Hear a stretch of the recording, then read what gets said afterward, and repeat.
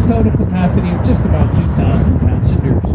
We use every bit of that whenever we shuttle people over to Heinz Field for the University of Pittsburgh Panthers, Pittsburgh Steelers football games, and the Peters Great City. Our second is called Fun, Interesting, and even a little strange Pittsburgh. And returning later this season. You've chosen to join us on the top deck and enjoy these 360-degree panoramic views And risk the elements. Welcome aboard. All right. Well, all right, ladies and gentlemen, currently we are sitting on the Monongahela River, and as we make our turn, two of our illustrious bridges will come into view. And one in the foreground is the fifth oldest bridge here in the city of Pittsburgh. It's the Monongahela Railroad Bridge. It is 108 years old. Just beyond that is the Liberty Bridge. The Liberty Bridge carries 100,000 cars a day across its span, although in many cases not with the greatest degree of expediency, as the Liberty Bridge is in perpetual construction and on-graded lighthouse. At the top of the Grant Building is a beacon that blinks Pittsburgh in Morse code at night. Just beyond the Grant Building is a much more contemporary looking structure. It looks like that series of octagonal shaped buildings all kind of smushed together. That's One Oxford Center. The developer got a great shot at getting a corner office at One Oxford Center. You are not necessarily guaranteed the best possible view. In fact, your corner office might be staring directly at somebody else's corner office. It has thousands of solar cells built into it. And so the tower of PNC Plaza is the greenest skyscraper ever built. We are told that it only uses as much energy as 2 single-family households. Pittsburgh riverboat construction era. Pittsburgh was the site for the construction of probably one of the most famous riverboats ever built, the New Orleans. But back in 1811, the New Orleans was the largest riverboat ever built at the time, and weighed 450 tons.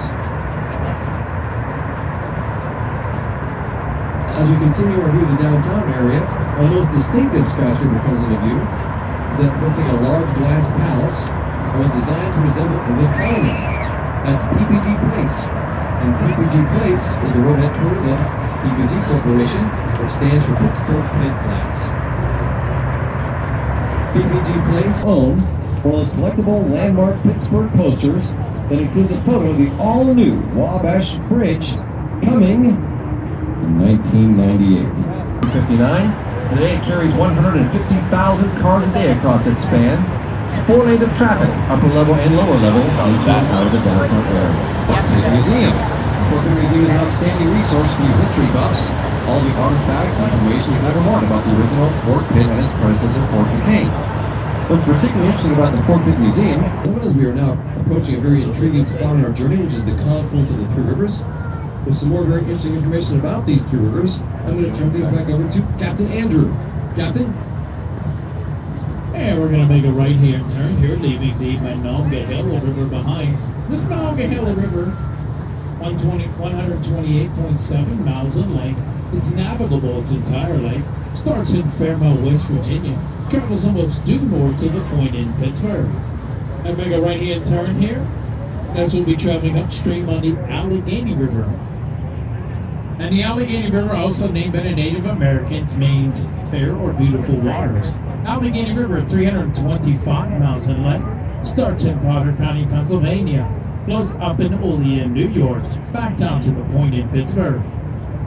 Now the Allegheny River, it's only navigable for 72 miles to East Grady, PA, Monongahela River, and it's mile 0 and it counts up as it goes down the Ohio River. And we use statute miles here on the rivers, we do not use nautical miles. There's the Allegheny. Up ahead of us on the left-hand side and on the right-hand side you'll see buoys. And there's On the the left-hand Ohio. side you'll see green buoys. On the right you'll see red.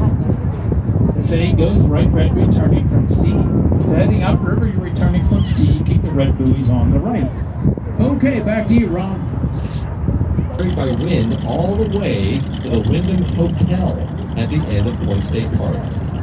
Between 2009 and 2020, so now you can keep an eye on that main jet of water for any length of time. You will see that it will rise or lower at any moment based on wind speed. There's fireworks displays all year long, including New Year's Eve. And now, ladies and gentlemen, we are approaching a sister bridge of the Fort Pitt Bridge. This one's called the Fort Duquesne Bridge. It is also a double-decker bowstring arch bridge. They join together right in the heart of Point State Park, and the name is a little bit symbolic. Fort Duquesne is a much smaller bridge than the Fort Pitt Bridge is, just like the original Fort Duquesne, built by the French, was much smaller than the original Fort Pitt, built by the British. What's particularly interesting about the Fort Duquesne Bridge is the fact that it was completed for many years to connect the interstate.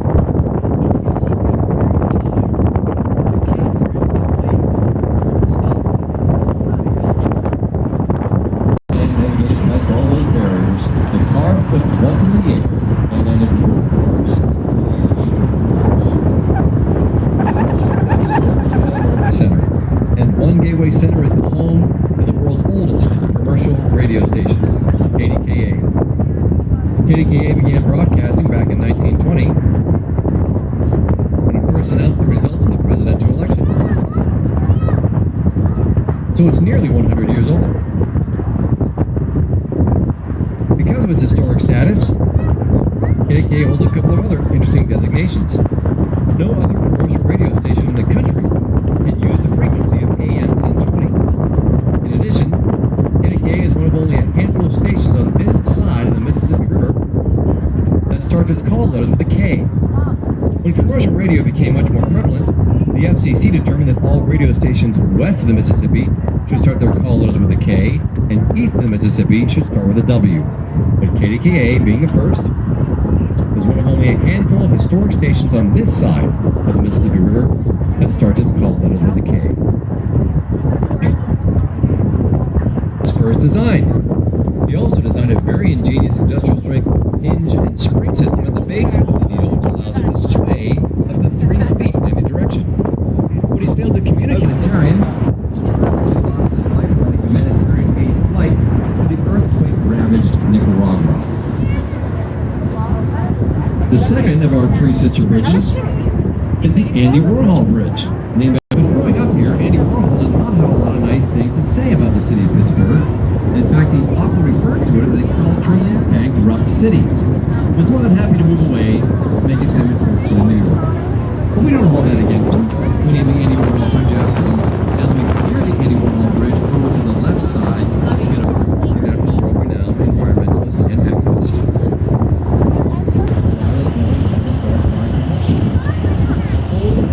Back in the 1960s, Pittsburgh was having some trouble with acid rain. And so, the U.S. Steel only rested not over the course of several months to lead the world on attracting any number of conventions, be they industrial, commercial, or consumer. The furries of Anthropon are extraordinarily grateful. Their bridge had to be raised 15 feet to accommodate a rise in water level when a brand new lock and dam system was installed. But you did not mess with the railroad companies. At least one railroad line rumbling through across the Fort Railroad Bridge. We're over on the west side by West Carson Street.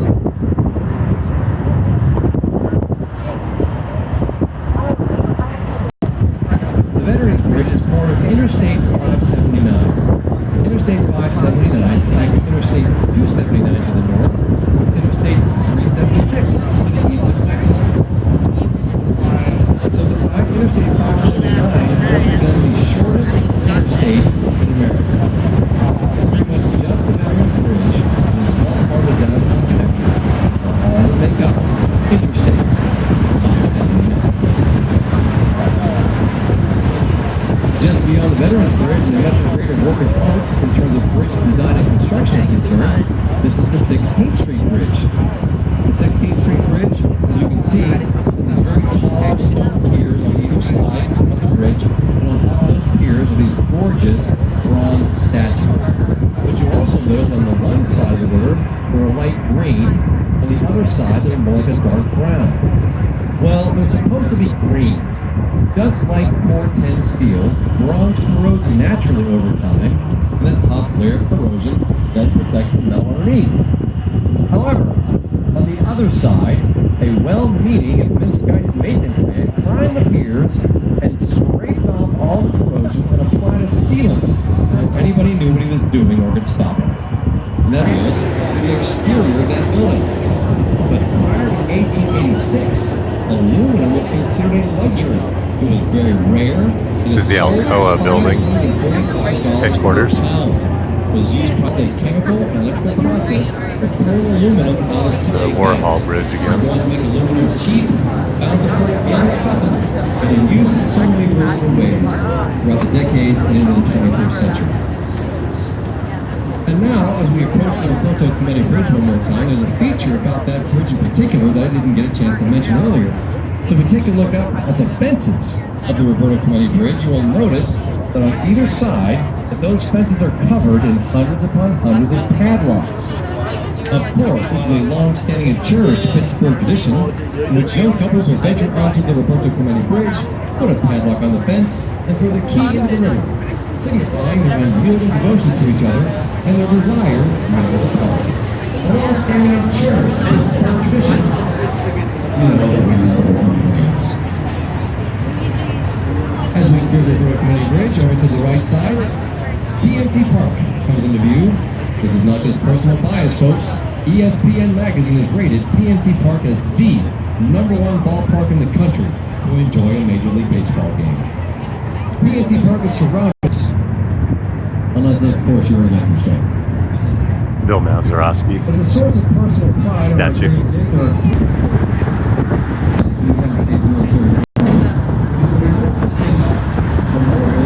River steps.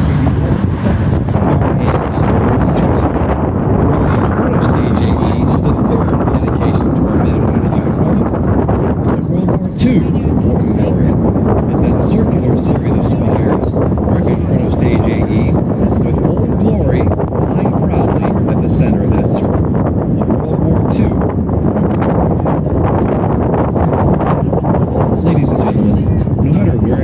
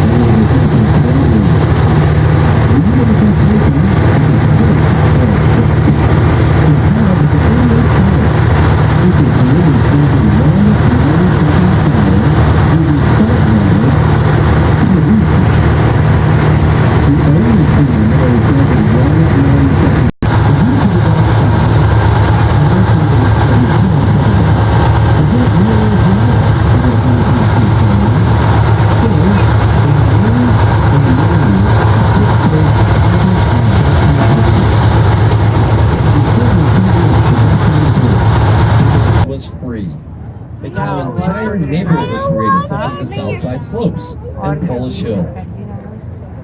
Directly in front of the West End Bridge is a mammoth barge docked along the Ohio River. And to this day, more than twice as much freight moves through Pittsburgh via these three waterways than even the Panama Canal. Just beyond the barge is a very active railroad line right along the riverbank. And right across West Carson Street at the base of Mount Washington is another very active railroad line. And speaking of Mount Washington, you can see that today Mount Washington is lush with vegetation. And the top of Mount Washington is dotted with luxury condominiums, high-rise apartments, and 5-star restaurants because of the glorious view they offer of the downtown city area. But at one time, the view from Mount Washington wasn't nearly so glorious, and the land wasn't nearly so valuable. The two of the nation's major healthcare providers,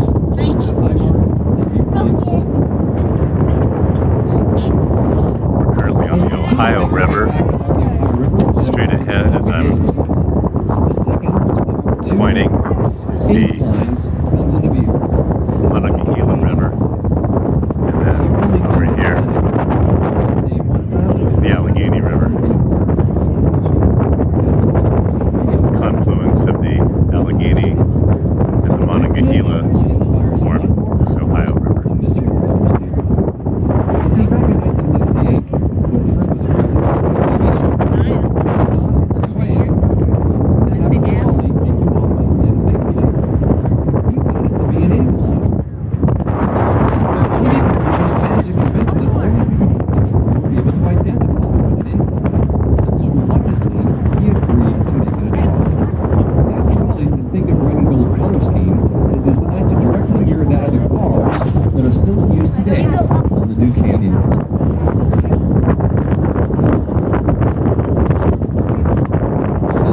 to make our turned off. He then gave the order, and the brand new fountain shot to life. It's the Duquesne 150 feet incline. into the air, for a gust of wind carried that water directly over the stage where Corbett and the dignitaries were standing, and everybody got doused. You can still enjoy that video on YouTube. I highly recommend it. It's the one time that we can claim that our politicians got soaked in property tax payments. It is becoming known as Silicon Valley East outside Columbus. Tom Hanks enjoying Pittsburgh Penguins hockey game. And Tom Cruise when he shut down the entire Fort Pitt Bridge. A film scene from one of his Jack films. And Pittsburgh's designation as Hollywood Eve is historic. Pittsburgh is the first city in the nation to build and operate a Nickelodeon in 1904. Working your sites and otter stories. Fact or fiction, truth or false-based lies. Spoiler alert. And returning later this season, haunted Pittsburgh. All the things that go bump in the night along these two rivers. So enjoy Perfect timing for the rain to start coming. Cruise, and we'll enjoy from the future. Right at the end of the for another cruise. narration. So ladies and gentlemen, my name is Ron. It's been a privilege to be your tour guide on your classic sightseeing cruise. I do accept the gratitude in any form you might find appropriate, and I look forward to greeting you as you disembark the boat. Thanks for joining us on the Gateway Clippers Empress Riverboat. We hope to see you again very soon.